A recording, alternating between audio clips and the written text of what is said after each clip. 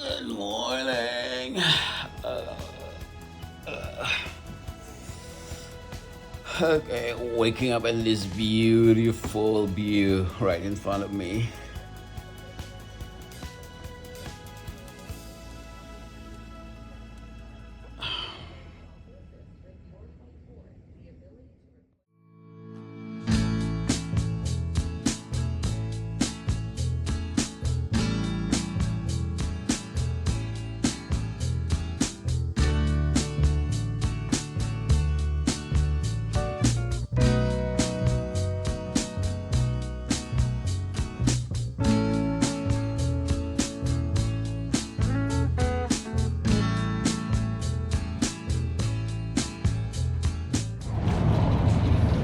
Good morning.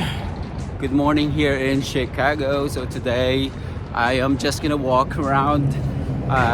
My flight today is gonna be later in the evening, so I decided to just walk around.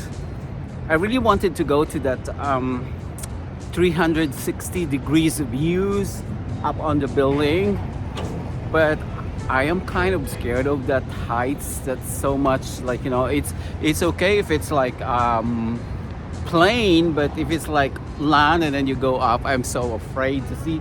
And also I decided to just walk around and explore the river, and that's it. I already been basically go to the areas where I want to go, and this time I just want to just stay and walk, and then see the places.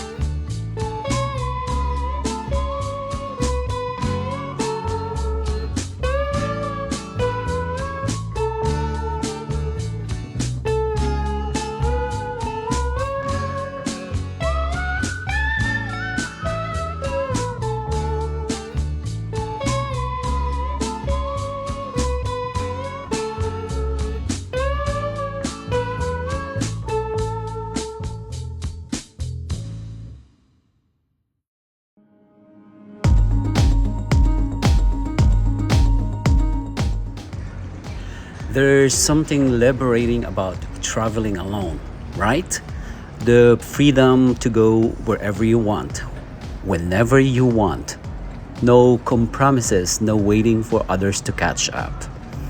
You can truly immerse yourself in experience, taking in every sight, sounds, and sensation without distraction.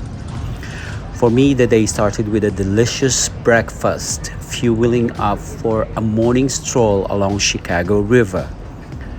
The sun was shining, the breeze was gentle, and the city was coming alive. As I walked, I felt a sense of excitement and possibility, knowing that every moment was mine to explore.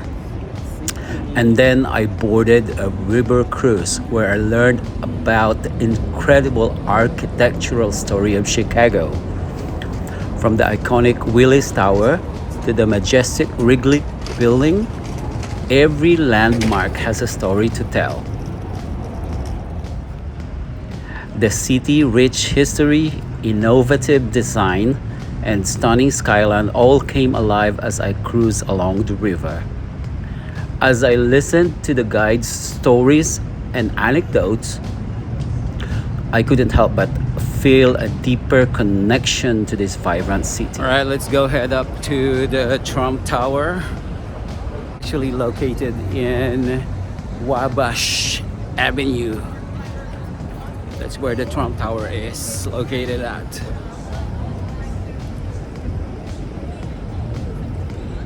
Nobody wants to have a picture taking in there, but I will.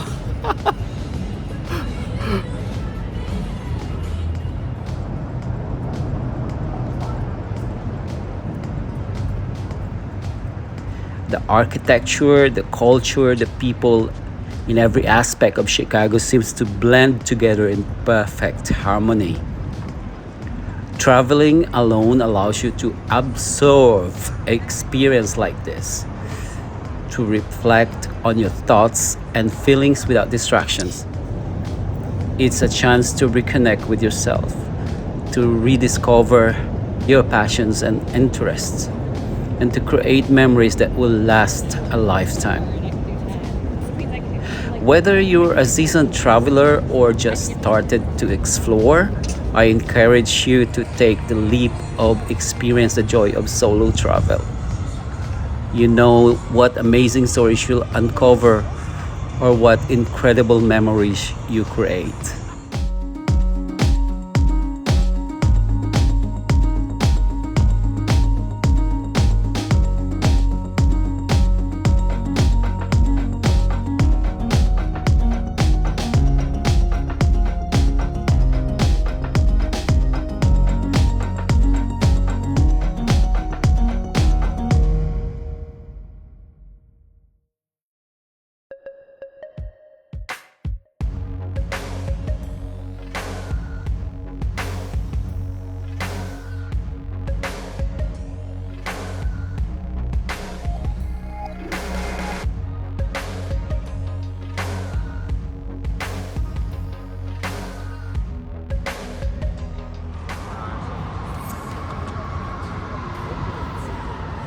I have decided to do the riverboat tour. I booked myself for 12:30 because my flight is gonna be in the evening. So I took a chance to see the whole skyline of Chicago downtown. Actually did this one, the First Lady boat tour. So this is where I booked my tour. So I'm gonna be on gate number 4. It's $45 that I have paid for it. Boarding time is going to be at 12:30 p.m. It's an hour and a half river tour, and then you can actually see the skyline of Chicago and all that you need to know.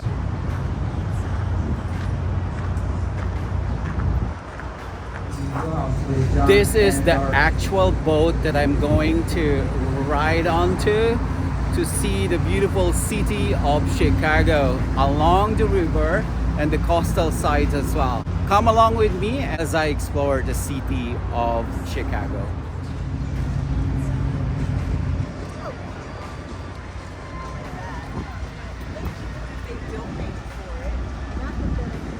The next tour is scheduled at 12:30. This is our gate over here. You're gonna have to hop in onto this little boat over here to explore the river and the coastal line as well. So you picture on my timeline.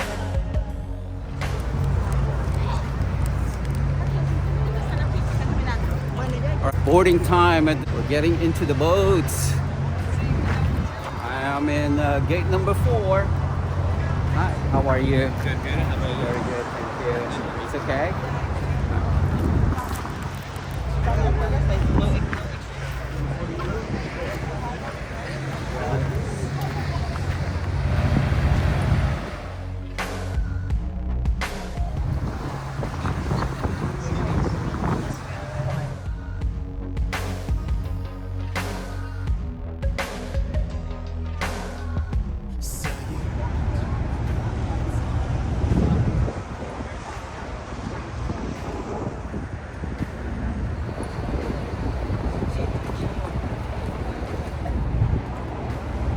I gotta tell you about are the life jackets.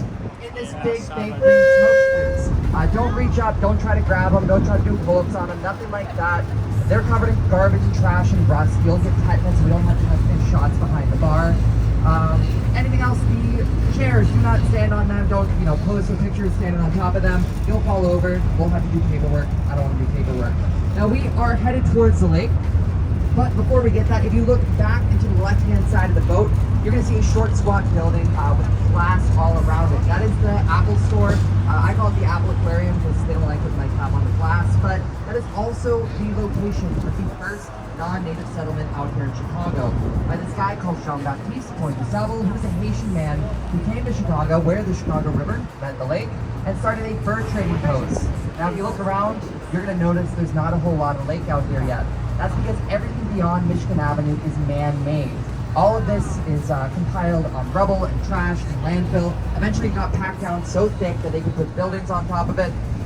We can get into that a little bit later because Jean-Baptiste Pointe-de-Sable was a very successful businessman. He made a lot of money selling furs with his wife, Kitty Hawa, who was a Potawatomi woman, one of the original tribes in the area. And these bridges I was warning you about earlier, this one's pretty high up, but they are a special type of bridge called the Trunnion Bastille or Chicago-style bridge.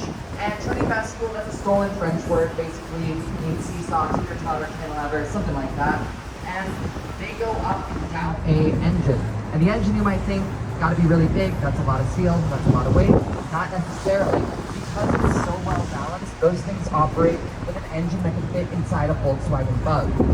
But if you were to repaint one of those bridges, you would have to completely recalibrate the whole machine. It's pretty incredible. It's a pretty incredible engineering feat. But the Chicago River started out as a working river, remains a working river to this day, and because of that, it had a lot of problems in it throughout the years. Whenever Chicago was in industry, they had a very unique way, very of its time way of dealing with all the waste. They would toss it in the river and wait for it to go away. And the problem was, the away it went to was Lake Michigan. And Lake Michigan was also where we got our fresh water supply. So we were basically...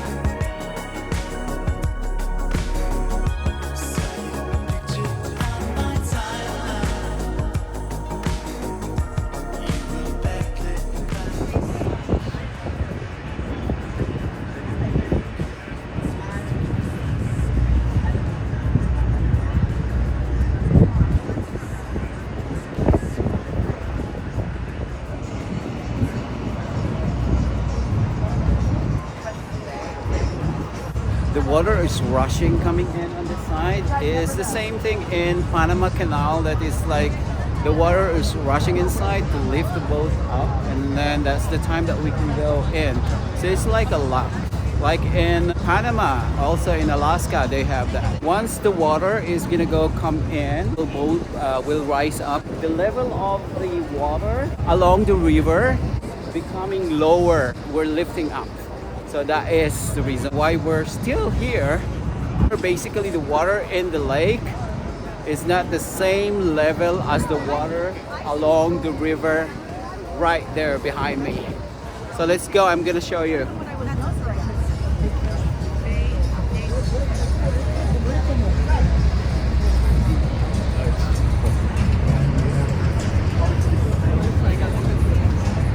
Hang on.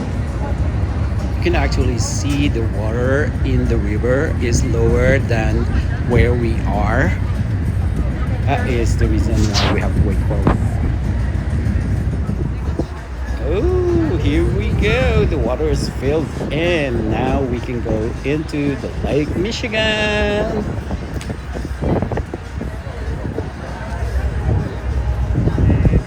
Gate is actually fully open, and then now we are going through the lake. All right, The Lake Michigan. Get back underway. That very loud. Lake Michigan is one of the 5 Great Lakes in North America, and it's known for its stunning natural beauty and rich history. It's also the largest freshwater lake. Lake Michigan is the second largest Great Lake by volume and the only one entirely within the United States. Its shoreline stretches across 4 states: Wisconsin, Michigan, Illinois, and Indiana, offering a beautiful beaches and parks and cities. Flow through the ballroom and cool off the dancers as they went about it.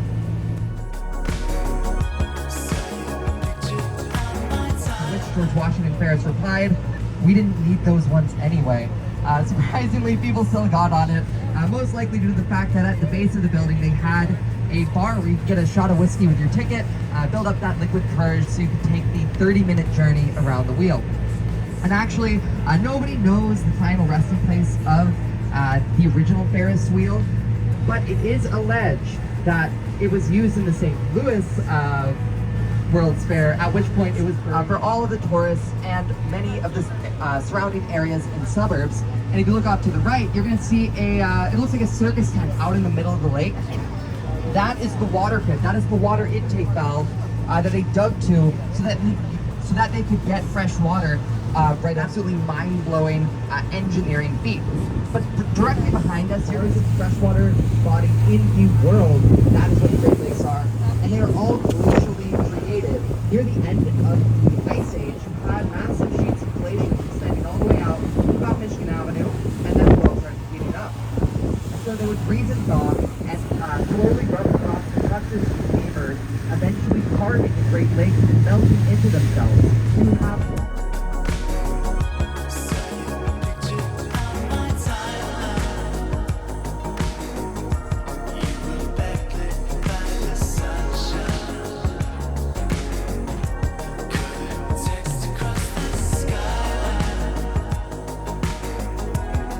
play people like Beyonce, Taylor Swift, and I've been told the Bears lose there from time to time. But go Bears! But up to the left, you have the best view of any city in the world, and I have no bias whatsoever. Because you get in a nice little stepstone way, public events, and then just beyond that, you have Michigan Avenue. And Michigan Avenue is a one-way facing street, and it is facing towards us. It's also a historic district, so you're going to see a lot of the historic styles of architecture that were in Chicago in the early days of skyscrapers. But then just beyond that, you have all of the modern, all of the postmodern buildings right behind it. In this nice little stepped way, you have things like the Crane Communication Tower.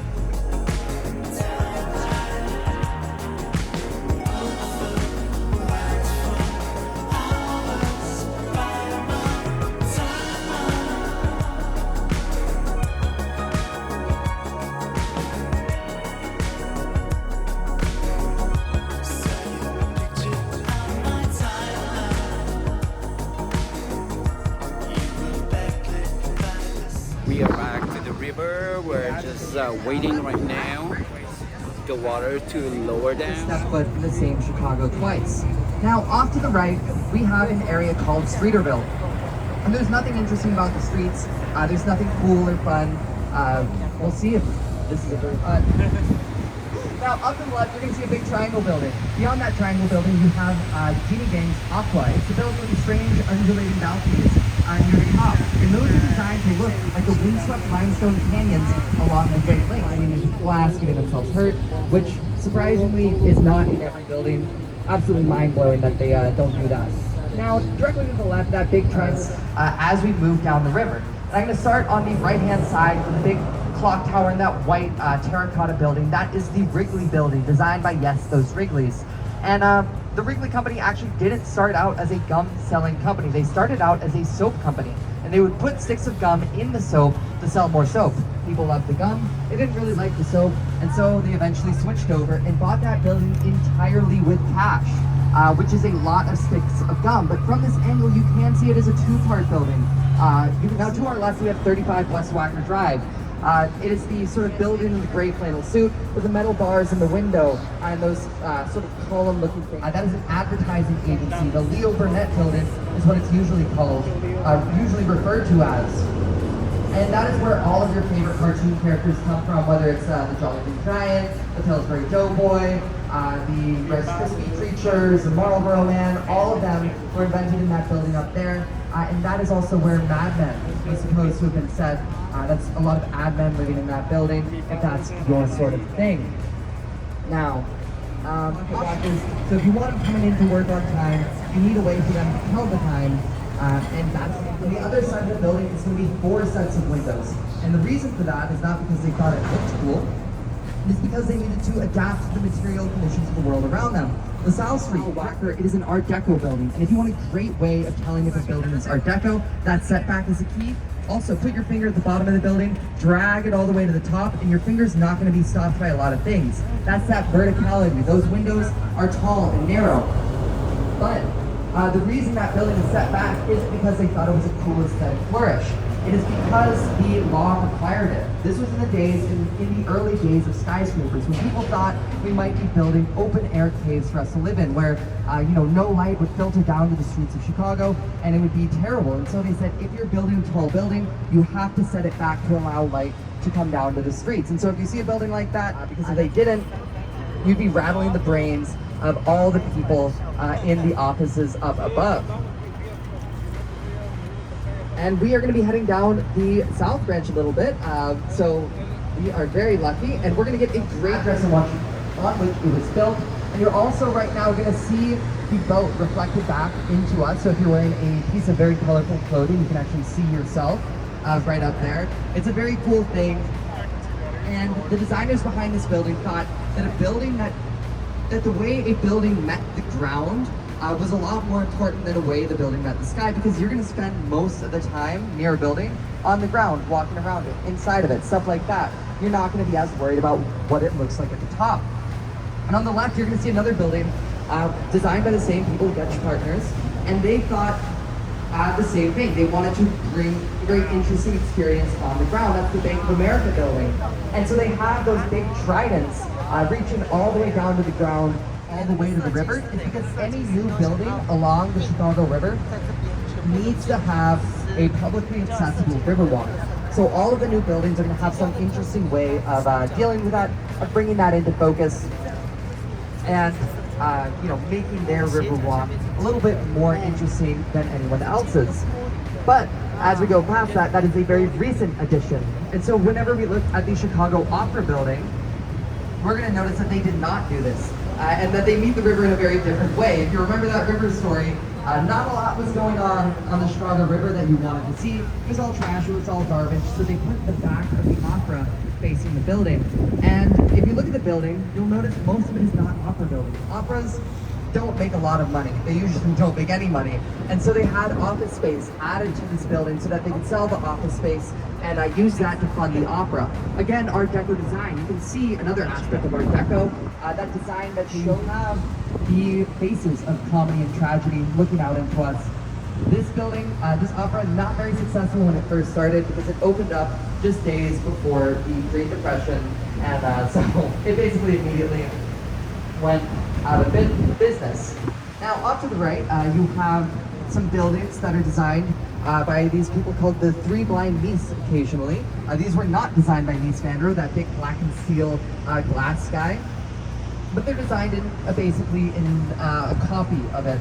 They really liked what he was doing. He was very, very prominent in Chicago. There's some streets named after him as well, and so people really loved it. They liked to copy it, and it was a very easy style to copy as well because you can just put it anywhere in the world will fit. Now off to the left and up above us, you're actually going to get a really great view of the Sears Tower because you'll see how tall and how massive it is. Usually you don't get to see this view on the tour, so sometimes if we get to the locks very quickly, we get to go all the way out here. But I cannot see right now, but if you look up there, you see the glass boxes. We'll see the glass boxes as we go outside. You can see the feet of people stepping out onto the glass boxes, looking terrified, quickly shuffling back into the building. It's a very cool little thing to notice. Now, the bridge houses, I actually didn't usually mention this. We can see one great to our right there. We'll pass by many more. So it comes to an end, the final stop on my river cruise here in Chicago. As I look out at the breathtaking skyline, I'm filled with a mix of emotions, joy, gratitude, and a hint of sadness that this incredible journey is coming to close. I had the most amazing 2 days in Chicago, celebrating my birthday in a city that's stolen my heart, meeting new friends, sharing laughter, and creating unforgettable memories. It's been truly special experience. As I prepare to leave, I'm reminded that every ending marks a new beginning. I'm already counting down the days until my next adventure, when I can explore new places, meet new friends and people, and make more memories to treasure. Until next time, dear friends, until the next travel vlog, stay curious, stay adventurous, and keep exploring. The world is full of wonders waiting to be discovered, and I can't wait to share my next journey with you. Just waiting for the train to go back to the airport. So it's really easy, actually. Just follow the blue line and then you can go back to the Chicago O'Hare International Airport. It's actually right at the very end. It's right there.